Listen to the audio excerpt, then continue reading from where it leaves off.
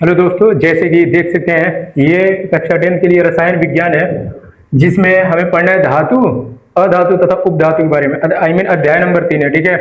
जिसको हम इंग्लिश में कहते हैं धातु को मेटल कहते हैं, और अधातु को हम क्या कहते हैं, नॉन मेटल कहते हैं, और उपधातु को मेटोलॉइड कहते हैं, ठीक है। तो आज इसके बारे में हम पढ़ेंगे, ठीक। और ये क्लास आज खत्म हो जाएगा, मतलब एक क्लास में हम धातु अधातु उपधातु सबको पढ़ा देंगे, ठीक है। आई मीन सबको, सब चीज खत्म हो गई यहाँ पे, ठीक है।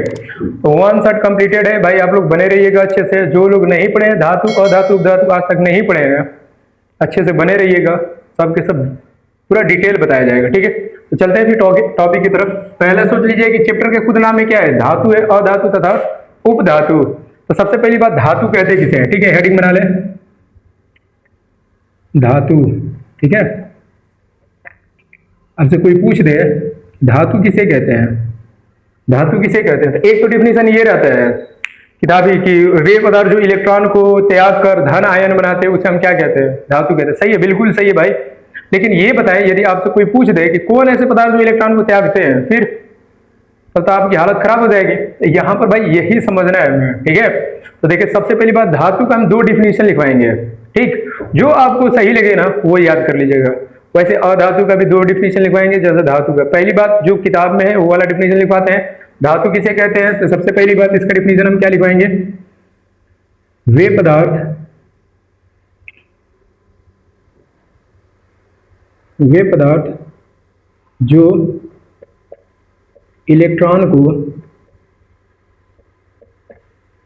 वे पदार्थ जो इलेक्ट्रॉन को त्याग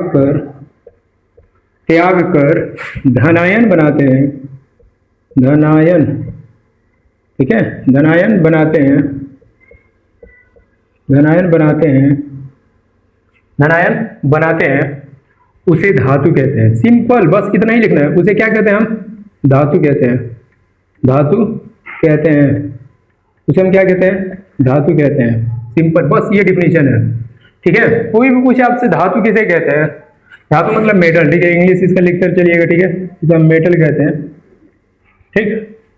तो आपसे कोई पूछे मेटल किसे कहते हैं, आई मीन धातु किसे कहते हैं, तो आप सिंपल बताइएगा कि वे पदार्थ जो इलेक्ट्रॉन को त्याग कर धन आयन बनाते हैं उसे हम क्या कहते हैं, धातु कहते हैं। जैसे कि, ठीक है, जैसे कि आपके सामने कोई एग्जाम्पल आ जाए, जैसे में कौन कौन से ऐसे पदार्थ है, तो जैसे में आ जाता है क्या, Na आ जाता है, ठीक है, K आ जाता है, Li आ जाता है, Ca आ जाता है, Mg आ जाता है, ठीक है। ऐसे कई सारे क्या है पदार्थ हैं जो इलेक्ट्रॉन को त्यागते हैं और क्या बनाते हैं, धनायन बनाते हैं। जैसे Na का नाम क्या है भाई, सोडियम है,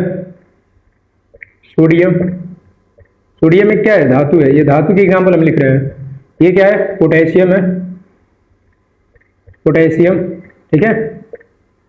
और भाई ये क्या है, इसको एलाई को हम लिथियम कहते हैं। क्या है, लिथियम। बहुत कुछ बताने वाले हैं भाई, आप लोग केवल बने रहिएगा, ठीक है। ये अपने क्या है, लिथियम है, लिथियम है। और ये क्या है, कैल्शियम है। Ca मतलब कैल्शियम, कैल्शियम, ठीक। और ये Mg क्या है भाई, मैग्नीशियम है, मैग्नीशियम। Mg क्या है, मैग्नीशियम है, ठीक है। अब बने रहिएगा, बहुत मजा आएगा भाई। धातु अधातु तथा उपधातु कभी जिंदगी में सोच लीजिए आप भूलेंगे नहीं। और इसके पीछे एक स्टोरी बताएंगे अपनी हल्का सा, पहले आप लोग देखते रहे, ठीक। धातु आपसे कोई पूछे तो आप सिंपल क्या कहेंगे, बोलिएगा कि वे पदार्थ जो इलेक्ट्रॉन को त्याग कर धनायन बनाते हैं उसे हम क्या कहते हैं, धातु कहते हैं। जैसे कि एग्जांपल में कौन है, सोडियम है, पोटेशियम है, लिथियम है, कैल्शियम है, मैग्नीशियम है, एल्युमिनियम भी आता है, ठीक है। एल्युमिनियम हुआ, फ्रांसियम होता है, ये सब के सब क्या है, धातु है अपना, ठीक है। ये हमेशा सोडियम क्या करता है, एक इलेक्ट्रॉन त्यागता है। त्यागने का मतलब क्या है कि ये जो सोडियम है ना, जब इसके ऊपर प्लस आएगा, इसका मतलब ये है ना कि सोडियम ने एक इलेक्ट्रॉन को अपने में से क्या कर दिया, बाहर निकाल दिया। जैसे इलेक्ट्रॉन को बाहर निकालेगा तो इसके ऊपर क्या आ जाएगा, एक प्लस चिन्ह आ जाएगा। तो लेकिन हम पहचानें कैसे भाई कि कौन त्यागता है कौन नहीं त्यागता है, हाँ की बात है कि ना बात। तो सिंपल देखिए, इसके लिए हम दूसरा डिफिनेशन हम लिखेंगे, ठीक। और जो दूसरा डिफिनेशन है ना भाई, ये सोच लीजिए 11th वाला डिफिनेशन है और बहुत लाजवाब डिफिनेशन, उससे कभी जिंदगी में आप कंफ्यूज नहीं होंगे।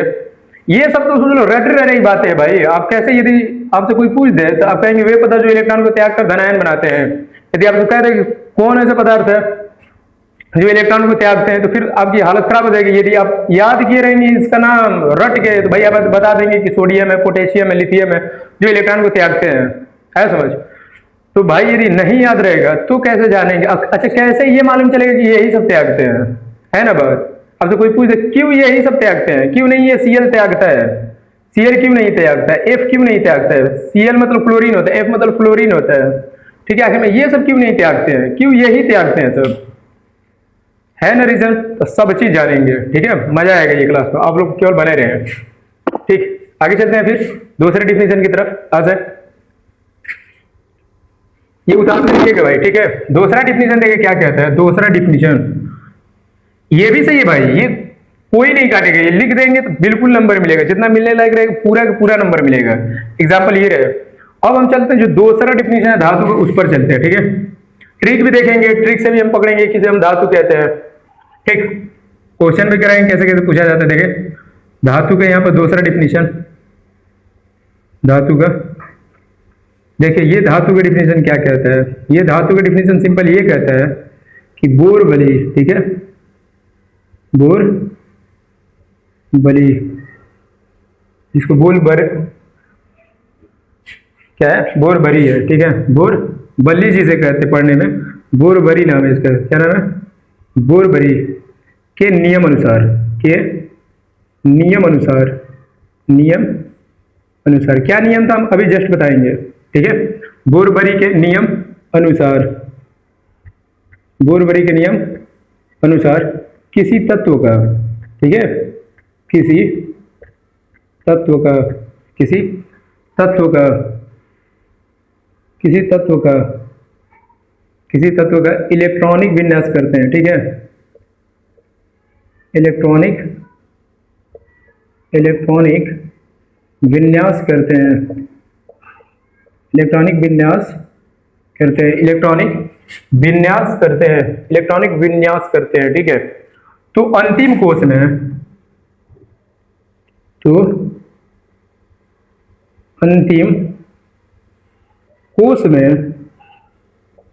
अंतिम कोश में 1, 2, 3, ठीक है, 3 तक 3 इलेक्ट्रॉन, 3 इलेक्ट्रॉन, 3 इलेक्ट्रॉन आते हैं, 3 इलेक्ट्रॉन आते हैं, तो उसे धातु कहते हैं, तो उसे धातु कहते हैं, उसे धातु कहते हैं, उसे धातु कहते हैं। ये डिफिनेशन बहुत ज्यादा आसान भी है और देखने में भाई देखिए बहुत बड़ा भी नहीं है यार। देखिए धातु किसे कहते हैं आप सिंपल बता सकते हैं क्या, कि बोरबरी के नियम अनुसार किसी तत्व के इलेक्ट्रॉनिक विन्यास करते हैं, ठीक है, विन्यास करते लिख लेना यहाँ पर, करते हैं। तो अंतिम कोश में 1, 2, 3 इलेक्ट्रॉन आते हैं, तो उसे हम क्या कहते हैं, धातु कहते हैं। जैसे में आप लोग उतार ले, इसके बाद हम इसका एग्जाम्पल बता रहे हैं, ठीक है, तब तक आप लोग उतार ले।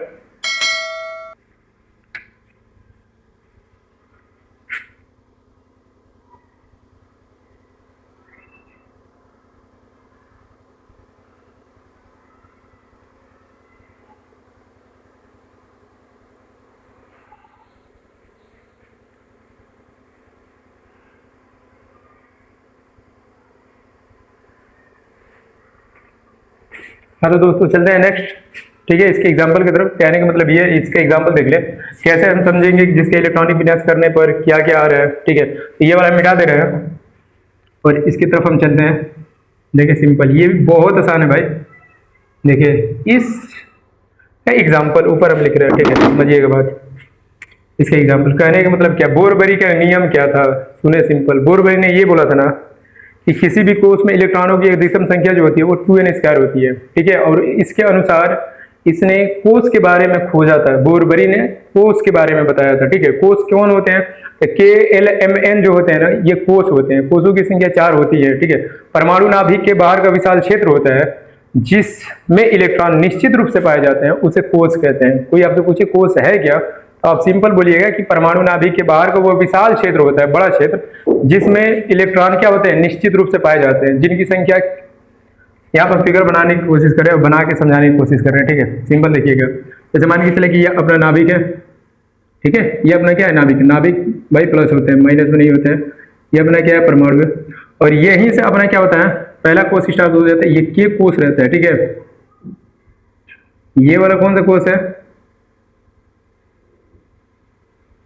ये नाभिक है, क्या परमाणु है, ठीक है। एक एक कोष, एल कोष, ठीक है। यहीं से स्टार्ट हो जाते हैं, के कोष, एल कोष। फिर इसके बाद आता है कौन, के एल।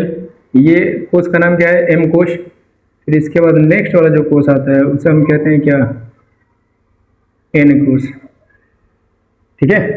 ये के एल एम एन, ये परमाणु नाभिक के बाहर का विशाल क्षेत्र होता है। नाभिक के बाहर का विशाल क्षेत्र होता है जिसका नाम के एल एम एन, ये कोष है। कोई आपसे पूछे के एल एम एन क्या है, अब बताइए क्या है, ये सब कोष है। ये बेसिक बात है, हल्का सा बता दे रहे हैं, ये क्या है, कोष है, ठीक है। भूलिएगा मत भाई, ये क्या है, कोष है अपना। के एल एम एन क्या है, कोष है। अच्छा, इसमें इलेक्ट्रॉनों की संख्या कितनी होती है, तो बोरबरी ने एक नियम बोला था 2n²। मतलब इसमें इलेक्ट्रॉनों की संख्या जब भी भरना होगा तो इस फार्मूला से आप भरिएगा 2n² में। मतलब कोई आपसे पूछे, कोई पूछ दे कि के कोष में कितने इलेक्ट्रॉन होते हैं, तो आप सिंपल बोलिएगा के चौथा कितने नंबर वाला कोष है, बस ये बताएं। के नाभिक के तरफ से जब आप चलेंगे तो के नाभिक की तरफ से ये पहला स्थान आ रहा है, के का स्थान, पहला कोष, फिर ये दूसरा कोष, तीसरा कोष, चौथा कोष। तो के पहला है ना, तो n बराबर आप 1 रखिएगा यहाँ। जब रखेंगे ना तो के का मान निकलेगा। तो के में कितने इलेक्ट्रॉन रहेंगे, तो 2। पहला कोष है, n की जगह पे आप क्या रखिएगा, के लिए n का मान कितना होता है, 1 होता है के लिए। तो आप यहाँ पे रखेंगे तो 1 का वर्ग हो जाएगा और बराबर क्या हो जाएगा, 2 गुणे 1 का वर्ग 1 ही होता है, बराबर कितना आ जाएगा, 2। कहने का मतलब ये है कि के कोष में 2 ही इलेक्ट्रॉन रहेंगे, ठीक है। अब 2 इलेक्ट्रॉन ऐसे भर दीजिएगा, 1 और ये रहा 2 इलेक्ट्रॉन। ऐसे इलेक्ट्रॉन के भरे जाते हैं, ऐसे कोष को भरे जाते हैं, ठीक है। बेसिक है भाई। आगे देखें, यदि आपसे कोई पूछते एल कोष में कितने इलेक्ट्रॉन रहते हैं, एल में ये बताए, एल चौथा नंबर का कोष है, दूसरा नंबर का कोष है। फार्मूला में जब रखेंगे n बराबर एल के लिए क्या हो जाएगा, n का मान कितना हो जाएगा, 2। तो जब आप यहाँ पे रखेंगे तो 2 हो जाएगा और यहाँ पे क्या हो जाएगा, 2 का वर्ग बराबर कितना हो जाएगा, 2। और 2 का वर्ग कितना होता है, 4। और जब गुणा करेंगे तो कितना आ जाएगा, 8।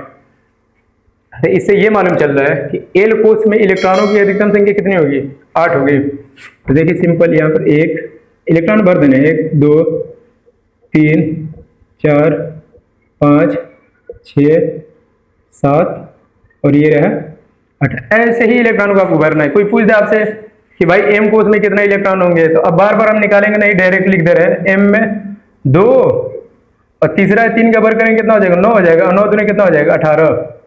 तीसरे कोष में एम कोष में कितने इलेक्ट्रॉन रहेंगे, 18 रहेंगे। तो आप लोग भर लीजिएगा। और एन में यदि आपसे कोई पूछ दे तो एन कोष में तो 2 और गुणे 1 2 3 4 चौथा नंबर पे कोष है, तो 4 n बराबर 4 यहाँ पर रखेंगे तो 4 का वर्ग करेंगे 16 हो जाएगा। और 16 से 2 में गुणा करेंगे तो कितना हो जाएगा, 32। मतलब ये n वाले पे कितने इलेक्ट्रॉन रहेंगे, 32 इलेक्ट्रॉन रहेंगे, ठीक है। तो इससे एक नियम दिया था, क्या नियम आपको मिला ये बताएं। तो आप ध्यान से देखेंगे तो 2 8 18 32 ऐसे करके कुछ आपको नियम मिला है। क्या मिला है, 2 8 18 32 मिला है ना। क्योंकि भाई ये के का मान है 2, ये एल का मान है, ये एम का मान है और ये किसका मान है, एन का मान है। बस बोरबरी यही बोला था धातु के। देखिए ये परफेक्ट एकदम डिफिनेशन दिया था बोरबरी ने।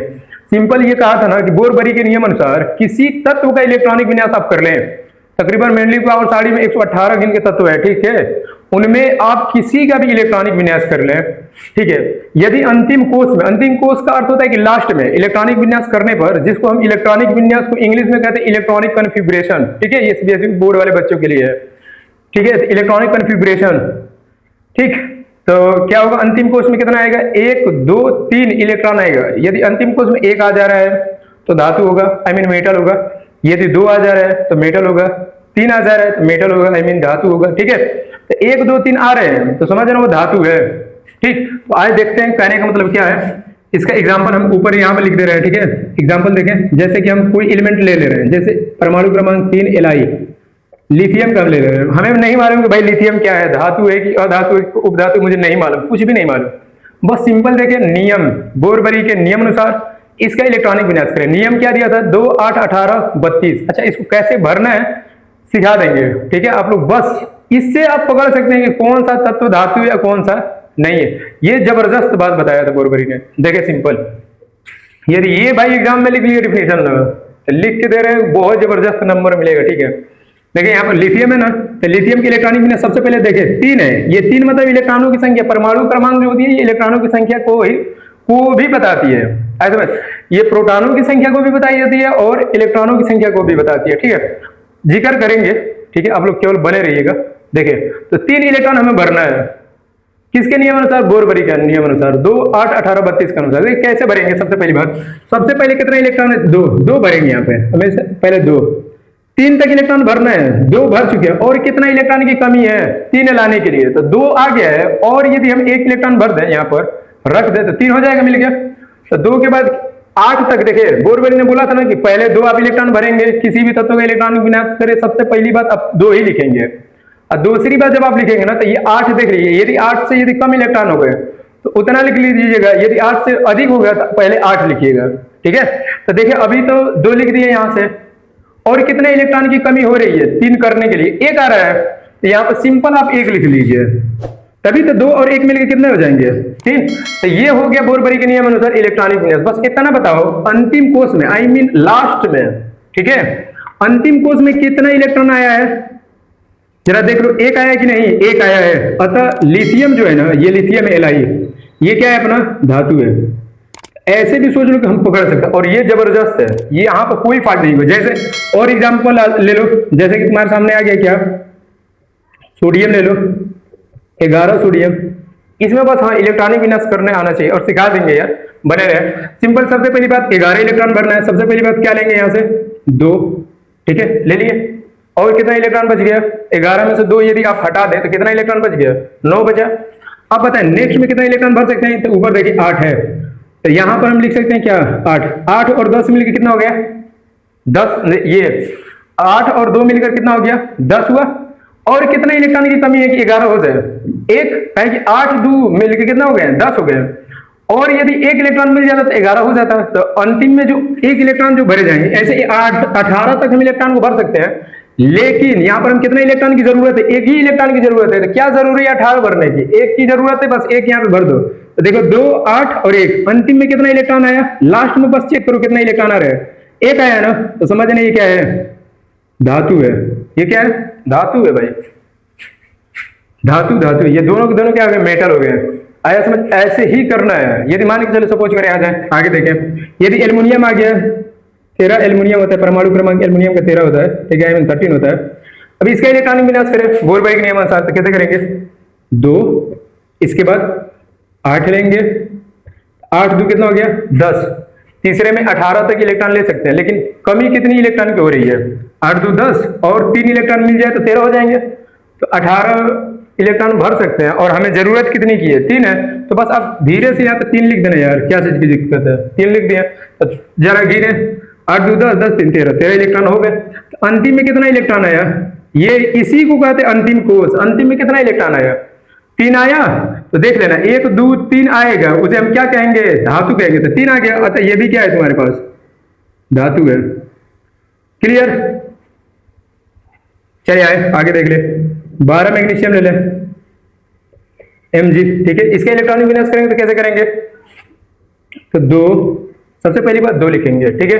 इसके बाद आ गया है, और कितने इलेक्ट्रॉन लिख सकते हैं? 8 8 तो कितना हो गया? 10। कितने इलेक्ट्रॉन लाना है हमें? 12। कितने इलेक्ट्रॉन की कमी हो रही है? और 2 इलेक्ट्रॉन की कमी हो रही है, यहां पर लिख दो 2। अंतिम कोष में कितना इलेक्ट्रॉन आया? 2 आया। अच्छा, ये भी क्या है? धातु है। आई मीन आपको बातें समझ में आ गए होगा। अब लोग पूछेंगे भाई जिसकी अंतिम में 5 आ जाए, 4 आ जाए, तो हम उसको क्या कहेंगे? सबर रख के भाई सब चीज बताया जाएगा। आ जाए, थोड़ा एक और ले ले, 20 कैल्शियम का ले ले थोड़ा सा, इसको भी थोड़ा देख लिया जाए। 20 कैल्शियम का कैसे करेंगे? देखिए सबसे पहली बात यहाँ पर समझने वाली बात है। सबसे पहली बात 2 इलेक्ट्रॉन भरेंगे, 8 है तो 8 इलेक्ट्रॉन भरेंगे, ठीक है। 8 तो कितना इलेक्ट्रॉन हो गया? 10 हुआ। तीसरी में हम कितना इलेक्ट्रॉन भर सकते हैं? नंबर 3 में देखिए एम क्वेश्चन, देखिए ये के वाला है, ये एल वाला है। आगे चलेंगे तो एम वाला है। एम में 18 तक इलेक्ट्रॉन भर सकते हैं। और कितने इलेक्ट्रॉन की कमी हो रही है हमें? 10 इलेक्ट्रॉन की कमी हो रही है। तो यहाँ पर देखिए 10 नहीं लिखेंगे, ताकि 8 2 10 हो गया, यहाँ पे 10 नहीं लिखेंगे। 18 को हम जानते हैं कैसे तोड़ेंगे, याद रखिएगा। 18 को हमें तोड़ना पड़ेगा ऐसे 8 प्लस करके, ठीक है। इसको 8 करके फिर ऐसे तोड़ा जाता है, ठीक है। हम 18 की जगह पे यहाँ पर 10 ना लिख के डायरेक्ट हम क्या लिखेंगे, फिर से एक बार 8 लिखेंगे। समझिए एक बात, जब भी 20 के बाद वाले इलेक्ट्रॉनिक विन्यास होगा, ठीक है, जब भी इसके बाद वाले इलेक्ट्रॉनिक विन्यास होगा 15, 16, 17 के बाद वाले इलेक्ट्रॉनिक विन्यास, तो समझिएगा यहाँ पर 8 ही इलेक्ट्रॉन भरेंगे, 18 नहीं भरेंगे, सिंपल। तो 2 8 8 कितना हो गया, 8 2 10 और 8 कितना हो गया, 18 हो गया। और कितने इलेक्ट्रॉन की कमी हो रही है, 2। इस 18 को ऐसे लिखा जाता है 8 और 2 ऐसे करके, ठीक है। तो देखिए 2 8 8 और 2, अंतिम में कितना इलेक्ट्रॉन आया, 2। तो इसे हम क्या कहेंगे भाई, धातु कहेंगे, सिंपल। कैल्शियम भी अपना क्या है, धातु है। बस ऐसे ही करना है, ठीक है। तो ये सब धातु की एग्जांपल है, ठीक। अब चलते हैं धातु के गुण की तरफ, और इसके बाद हम इसका ट्रिक भी देखेंगे। लास्ट में आप लोग बने रहिएगा, लास्ट में हम ट्रिक बताएंगे। चलते हैं अधातु किसे, ये धातु के गुण, ठीक है, कुछ धातु के गुण है, आप लोग इसे उतार ले, तब तक चलते हैं धातु के गुण पर, ठीक है। उतार लीजिए।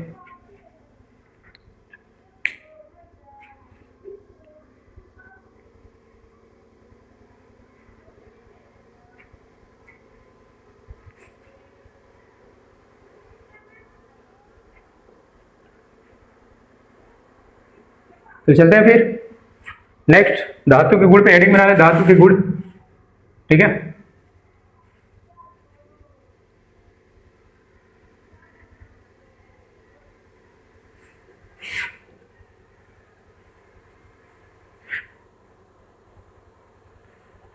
भाई जो आपको डिफिनेशन सही लगा, यदि पहला डिफिनेशन सही लगा पहला लिखिएगा, दूसरा सही लगा दूसरा लिखिएगा आप लोग, ठीक है।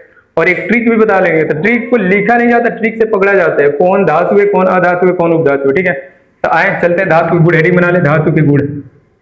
नेक्स्ट हेडिंग का नाम क्या है, धातु के गुण, ठीक है।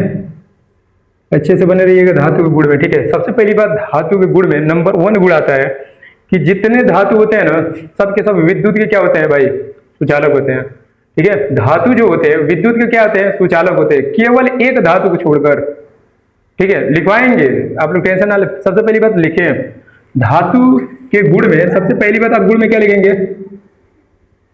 धातु धातु विद्युत के क्या होते हैं, विद्युत के सुचालक होते हैं, सुचालक होते हैं।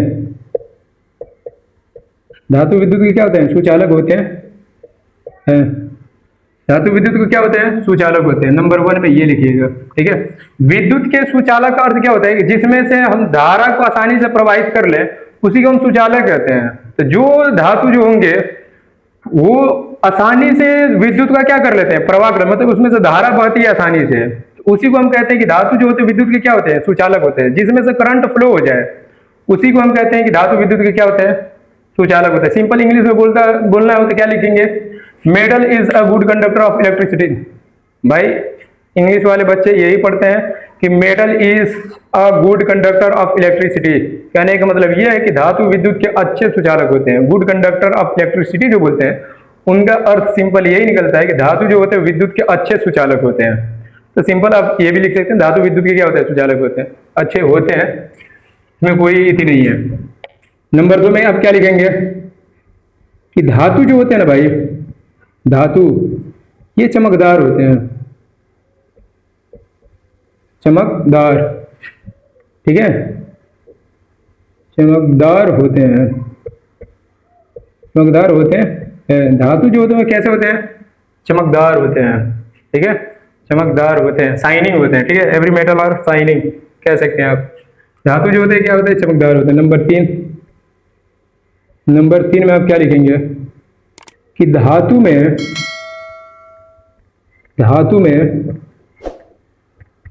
तन्यता अधन है, ठीक है। धातु में तन्यता का गुण पाया जाता है, गुण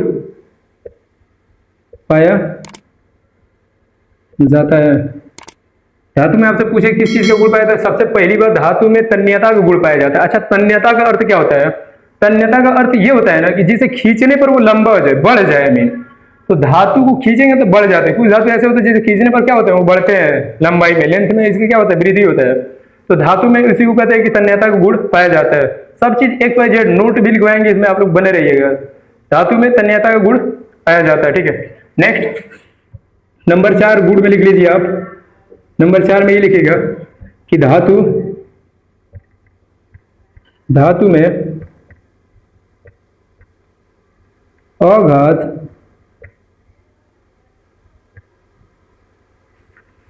अवर्धनीय, ठीक है, अघात अवर्धनीय का गुण पाया जाता है।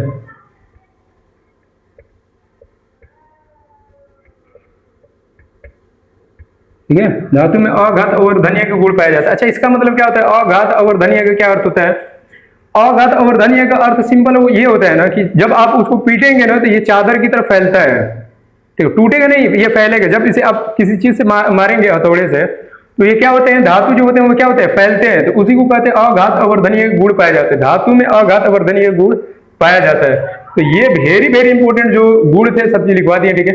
अब आए, जाहिर सी बात है, इसमें सबसे आपसे कोई पूछ दे कि सबसे अधिक तन्यता वाला धातु कौन है, सबसे अधिक तन्यता वाला धातु, तो नोट में हम इसको करके लिखवाएंगे। यहां से नोट बनाना स्टार्ट कीजिएगा, ठीक है। नोट नंबर 1 ऐसे करके, नोट नंबर 1 में सबसे पहली बात कि धातुओं में सबसे अच्छा सुचालक किसे माना जाता है, तो धातुओं में लिखिएगा, धातु में सबसे अच्छा सुचालक,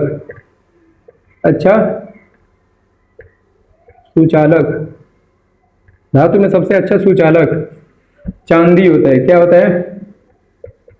चांदी होता है, ठीक है। और चांदी को हम Ag से लिखते हैं। किस चीज से लिखते हैं? Ag, जिसे हम सिल्वर कहते हैं। धातु में सबसे अच्छा सुचालक कौन होता है? अच्छा सुचालक, तो चांदी आप लिख कर आइएगा, ठीक है। चांदी भाई भूलिएगा मत, ये इंपॉर्टेंट है। नोट नंबर 2 बना ले, नोट नंबर 2, ठीक है। धातु में सबसे अधिक तन्यता का गुण किसमें पाया जाता है? धातु में सबसे अधिक तन्यता का गुण पाया जाता है किसमें? तो चले अधिक तन्यता वाला धातु लिख ले, अधिक तन्यता वाला धातु, अधिक तन्यता वाला धातु जो होता है ना, ये सोना होता है। कौन होता है? सोना। अच्छा, सोना को हम आर्म से लिखते हैं, AU से इति करते हैं। इसका डिनोट करने वाला जो साइन होता है वो क्या होता है? AU होता है, जिसे आर्म कहते हैं। ग्रीक नाम इसका आर्म होता है, सोना, ठीक है। जो आप सोना पहनते हो वही है। इसमें सबसे ज्यादा तन्यता का गुण पाया जाता है, याद रखिएगा। नोट नंबर 3 लिखिएगा, बहुत ज्यादा important. Note number 3, note number 3 में अधिक अघात अवर्धनीय वाला धातु, ठीक है। अधिक अघात अवर्धनीय वाला धातु, ठीक है। अधिक अघात अवर्धनीय वाला धातु, अधिक अघात अवर्धनीय वाला धातु। सबसे अधिक अघात अवर्धनीय वाला धातु कौन सा है? तो आप बोलिएगा भाई सबसे अधिक जो होता है अघात अवर्धनीय वाला धातु जो होता है वो भी सोना ही होता है, ठीक है। ये भी कौन होता है? सोना। तो यहाँ पे लिख ले सोना, ठीक है। ये भी कौन होता है? सोना, जिसे हम AU से लिखते हैं, जिसका ग्रीक नाम आर्म होता है, आर्म, ठीक है। तो आप लोग अच्छे से इसे मिटा ले। अच्छा, कौन ऐसा धातु जो विद्युत के सुचालक नहीं है? क्वेश्चन आपसे यदि कोई पूछ दे कि ऐसा धातु का नाम बताओ जो विद्युत का सुचालक ना हो, क्योंकि आप लिखेंगे कि धातु विद्युत के क्या होते हैं? सुचालक होते हैं। तो आपसे कोई पूछ सकता है, और पूछ क्या सकता है, अक्सर पूछते हैं लोग कि तुम ऐसा धातु का नाम बताओ जो विद्युत का सुचालक ना हो। और यहाँ क्या लिखा गया है कि धातु विद्युत के क्या होते हैं? सुचालक होते हैं। और है धातु और विद्युत के क्या है? सुचालक भी नहीं है। वो कौन है? तो लिख ले नोट करके उसे भी, नोट नंबर 4 करके लिख ले, कौन है वो भाई? जाहिर वो बहुत खतरनाक होगा वो। सबसे पहली बात Hg होता है ना, Hg मरकरी, ठीक है। ये इसे हम मरकरी कहते हैं। Hg को हम क्या कहते हैं? मरकरी कहते हैं। Hg एक ऐसा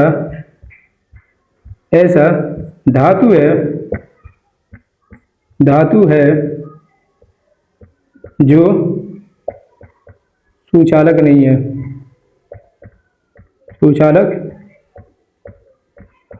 है, भाई देख ले, बहुत ज्यादा इंपॉर्टेंट है ये टॉपिक, ठीक है। तो ये इंपॉर्टेंट बात है धातु के गुण में, आप लोग उतार लें। चलते हैं नेक्स्ट, ठीक। तब तक आप लोग उतार लीजिए सर।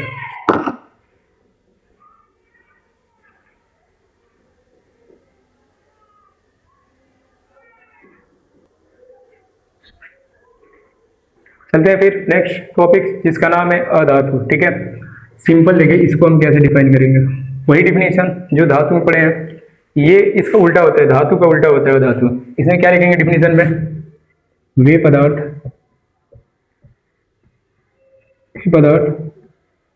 जो इलेक्ट्रॉन को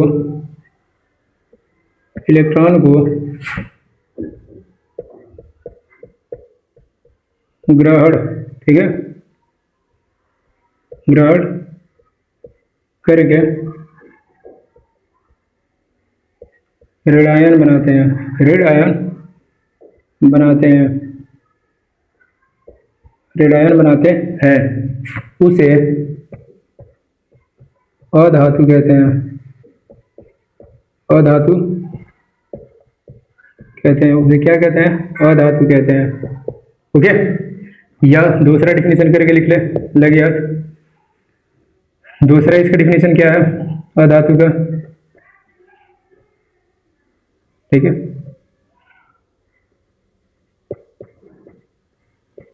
अधातु का दूसरा डिफिनेशन वही बोरबरी के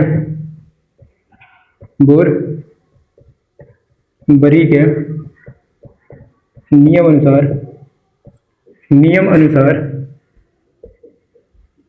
अनुसार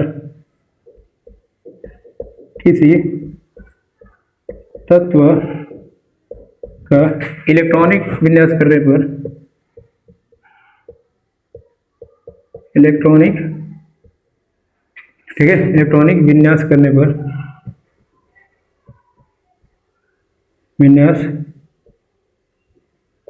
विन्यास करने पर, अंतिम कोश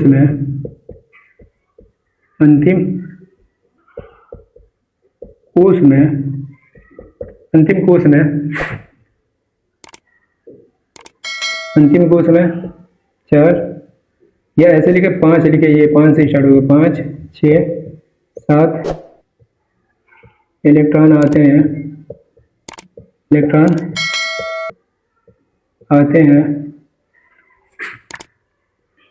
उसे अधातु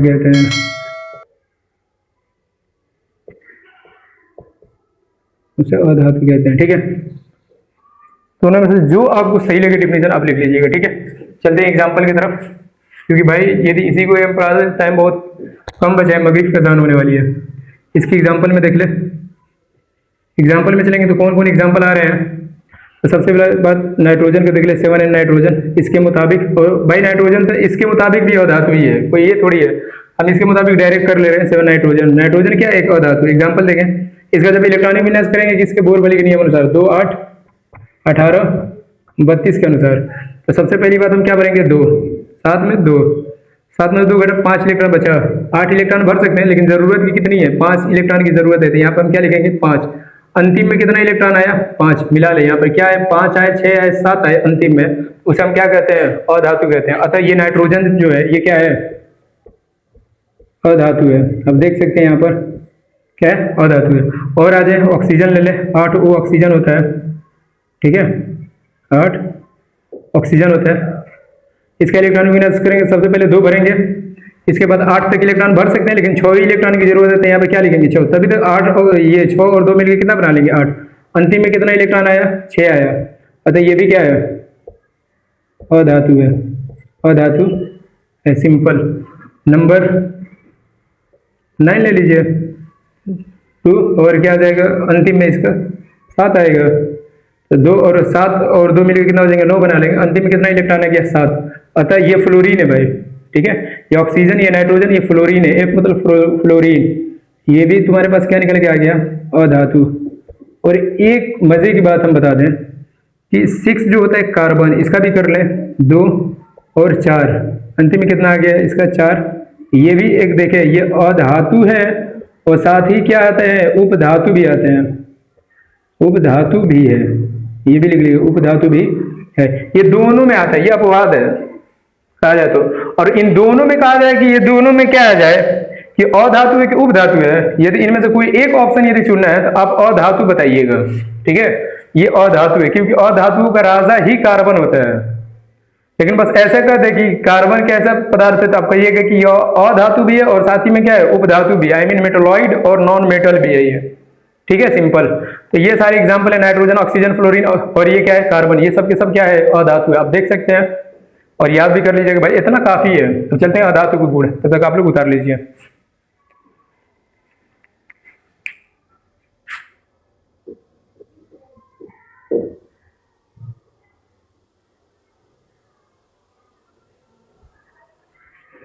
चलते हैं फिर नेक्स्ट अधातु के गुण पे। ठीक है, अधातु के गुण में हम लोग जानेंगे क्या, अधातु के गुण में लिखना स्टार्ट करते हैं।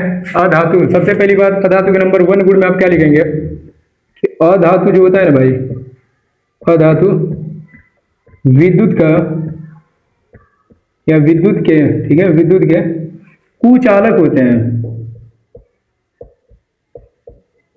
कुचालक होते हैं। ये अधातु विद्युत के क्या होते हैं, कुचालक होते हैं। कुचालक का अर्थ होता है जिसमें धारा प्रवाहित नहीं होती है, उसी को हम क्या कहते हैं, कुचालक होते हैं। तो अधातु जो होते हैं विद्युत के क्या होते हैं, कुचालक होते हैं। नंबर 2 में लिखिएगा गुण में, नंबर 2 में अधातु, ठीक है, अधातु चमकदार, चमकदार नहीं होते हैं, नहीं होते हैं, अधातु चमकदार नहीं होते हैं।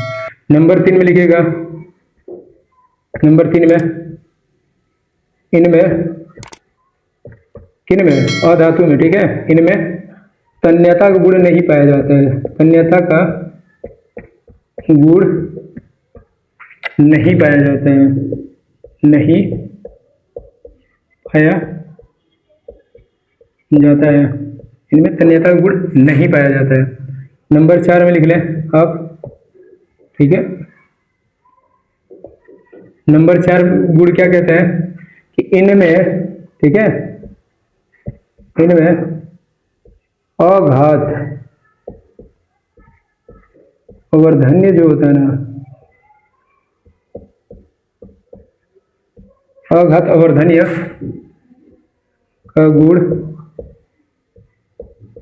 नहीं पाया जाता है, नहीं पाया जाता है, इसमें अघात अवर्धनीय गुण नहीं पाए जाते। इतनी बात याद रखिएगा, ये इनका गुण है, इंपोर्टेंट गुण। और एक आखिरी गुण इसमें आता है, इसमें भंगुरता का गुण पाया जाता है, भंगुरता, ठीक है, जिसे भंगुरता भी कहते हैं। भंगुरता का अर्थ ये होता है ना कि अधातु को जब आप मारेंगे ना, भंगुरता, भंगुरता का सिंपल अर्थ ये होता है कि जब आप उसे मारेंगे, अधातु को पीटेंगे किसी चीज से, तो वो क्या हो जाता है, टूट जाता है, ठीक है, टूट जाता है। इसलिए कहा जाता है कि धातु जो होते हैं ना, इनमें भंगुरता का गुण पाया जाता है, जबकि धातु में भंगुरता का गुण नहीं पाया जाता। ये इंपॉर्टेंट बात है, और नोट इसमें भी लिख लीजिए भाई। नोट में, नोट नंबर 1 में आप क्या लिखेंगे, सिंपल बात कि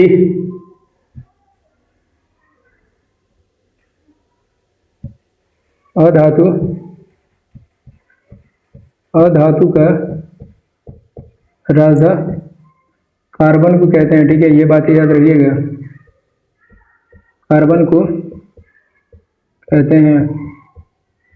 अधातु का राजा किसको कहते हैं, कोई पूछे आपसे तो कहिएगा सिंपल क्या, कार्बन को कहते हैं।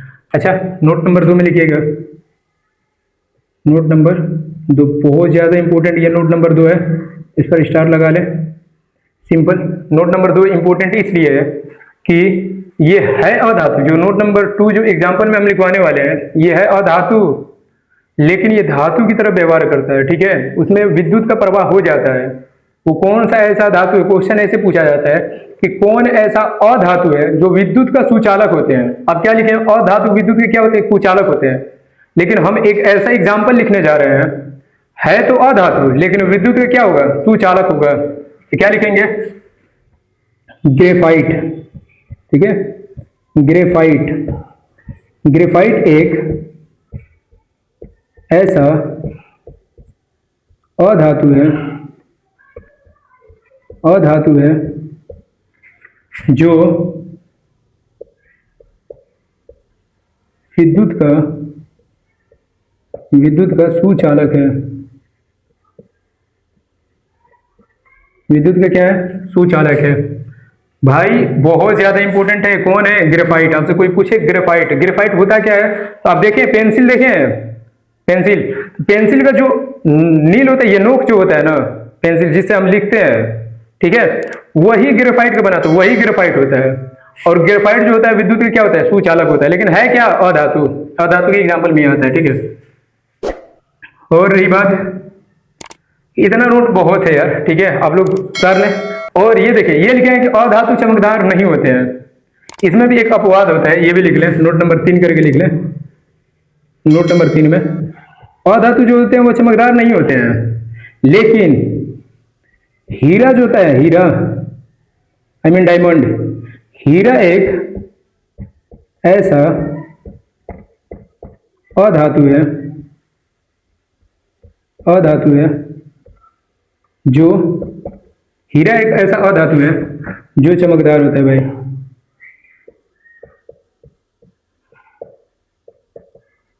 ये अपवाद की श्रेणी में आ जाते हैं भाई, क्योंकि केमिस्ट्री जो होता है अपवादों का घर माना जाता है, ठीक है। तो आप लोग बन रहे हैं, कोई दिक्कत नहीं, लेकिन भाई विषय तो पढ़ना तो है ही है, जाहिर सी बात है। तो अच्छे से याद करते रहिएगा भाई, ठीक है।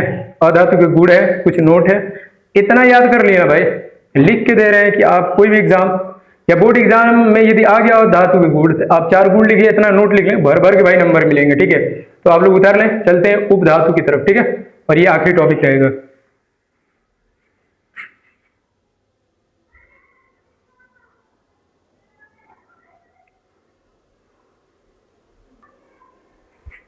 ये रहा नेक्स्ट टॉपिक जिसका नाम है उपधातु, ठीक है। उपधातु, उपधातु किसे कहते हैं, अधातु पढ़ लीजिए, उपधातु देखिए, उपधातु किसे कहते हैं, सिंपल डिफिनेशन क्या होगा इसका, ठीक है। वे पदार्थ, वे पदार्थ जिसमें, वे पदार्थ जिसमें धातु और अधातु और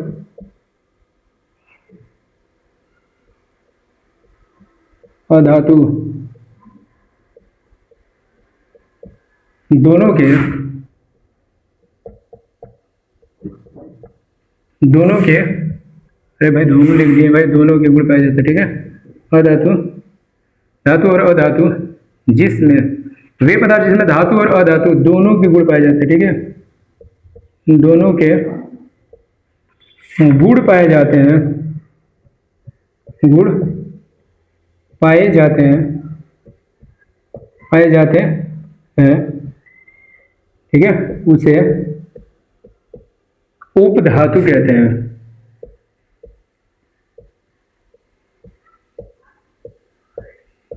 उसे उपधातु कहते हैं। कहने का मतलब ये है सिंपल, आपसे कोई पूछे उपधातु किसे कहते हैं, ठीक है, जिसे हम इंग्लिश में मेटोलॉइड कहते हैं। आपसे कोई पूछ ले मेटोलॉइड किसे कहते हैं, तो आप सिंपल बताइएगा कि वे पदार्थ, या उपधातु किसे कहते हैं, तो आप बोलिएगा वे पदार्थ, ठीक है, जिसमें धातु और अधातु, धातु मतलब मेटल और एंड अधातु मतलब नॉन मेटल, दोनों के गुण पाए जाते हैं। दोनों की प्रॉपर्टीज जिसमें पाई जाती है ना, जिस मेटर में मेटल और नॉन मेटल दोनों की प्रॉपर्टीज पाई जाती है, उसे हम मेटोलॉइड कहते हैं, ठीक है, जिसे हम हिंदी में उपधातु कहते हैं। ये गिन के 4 होते हैं भाई, याद के 4 से 5 होते हैं। ये एग्जाम्पल याद कर लीजिए, जैसे में इनके एग्जाम्पल में कौन कौन आ जाएंगे, जैसे कि आता है कौन, इसमें जर्मेनियम आ जाएगा, जी, ठीक है, जर्मेनियम, सिलिकॉन, फिर आर्सेनिक, Sb एंटीमनी, और इसमें कार्बन भी आ जाते हैं भाई साहब, तो कार्बन, कार्बन को भी शामिल कर लीजिएगा। ये इंपॉर्टेंट वाले हैं एग्जाम्पल, ठीक है, ठीक है। जर्मेनियम, जी मतलब जर्मेनियम, और ये क्या है, सिलिकॉन, सिलिकॉन, और नेक्स्ट जो है आर्सेनिक है भाई, ये आर्सेनिक, और ये जो एंटीमनी है, ठीक है, एंटी मनी, एंटीमनी, और ये जो होता है भाई, इससे तो बड़ी बात है, अब जानते हैं, ये अपना कार्बन है, क्या है, कार्बन। और बोरबरी के नियम अनुसार हम कैसे पकड़ेंगे, तो भाई इनके इलेक्ट्रॉनिक विन्यास जब आप करेंगे बोरबरी नियम अनुसार 2, 8, 18, 32, तो इनके अंतिम कोष में ना कितने इलेक्ट्रॉन आएगा, 4, सिंपल। इनके अंतिम कोष में कितना इलेक्ट्रॉन आएगा, 4 इलेक्ट्रॉन आएगा, अंतिम कोश में कितना इलेक्ट्रॉन आएगा? 4 आएगा। तो समझिए कि जिस तत्व का या जिस पदार्थ का हम इलेक्ट्रॉनिक विन्यास करते हैं उसके अंतिम कोश में यदि 4 से अधिक नहीं आएगा, 4 यदि इलेक्ट्रॉन आ रहा है तो समझ लेना वो सबके सब क्या है? उपधातु है, बोर-बरी के नियम अनुसार। और ये तो सिंपल ये डिफिनेशन है जो आप किताब में ये वाला है। उपधातु किसे कहते हैं? वे पदार्थ जिसमें धातु और अधातु दोनों के गुण पाए जाते हैं उसे हम क्या कहते हैं? उपधातु कहते हैं। Simple germanium, silicon, arsenic, antimony, carbon. Germanium, silicon, arsenic, antimony और ये क्या है? कार्बन। ये सब के सब किसके एग्जांपल है? उपधातु के एग्जांपल है। ठीक है। इनके गुण में क्या होते हैं ना कि उपधातु जो होता है ना, इसके डिफिनीशन में लिखता है कि ये धातु और अधातु दोनों के गुण पाए जाते हैं। इसमें नोट लिखिएगा कि उपधातु जो होते हैं वो उच्च ताप पर न उपधातु जो होते हैं वो उच्च ताप पर धातु की तरह व्यवहार करते हैं और निम्न ताप पर अधातु की तरह व्यवहार करते हैं। बस ये गुण लिखिएगा और ये चैप्टर क्या हो जाएगा? खत्म। इसमें कुछ क्वेश्चन है, ठीक है, कि धातु चमकदार क्यों होते हैं, धातु विद्युत को सुचालक क्यों होते हैं, इस पर शॉर्ट वीडियो बना के हम अपलोड कर देंगे। ठीक है। तो यहाँ तक समझिए क्वेश्चन ये क्या हो गया, ये चैप्टर जो हो गया खत्म हो गया। लिख लीजिए नोट करके, बस लिखना है। तो नोट में क्या लिखेंगे? 2 नोट है जो लिख लीजिए कि उपधातु जो होते हैं ना, उपधातु उच्च ताप पर, ठीक है, उच्च ताप पर धातु होते हैं, ठीक है। धातु होते हैं ना, तो धातु बन नहीं जाते हैं, धातु की तरह व्यवहार करते हैं। ठीक है, ये लिख ले भाई, धातु की तरह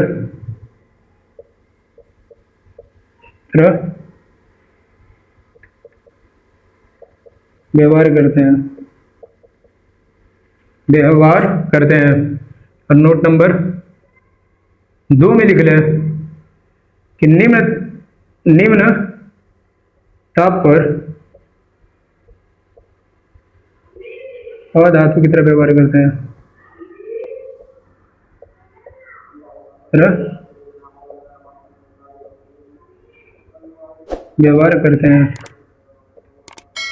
भाई ये इंपॉर्टेंट है और ये रहा चैप्टर खत्म। बोले थे 1 शॉट में कंप्लीटेड हो जाएगा। बस इतना ही तक है धातु। ठीक है, अब अजान हो रही है, चल रहे हैं। यदि वीडियो सही लगा लाइक सब्सक्राइब कीजिएगा भाई। मिलते हैं नेक्स्ट वीडियो में, तब तक के लिए धन्यवाद। उतार लीजिए।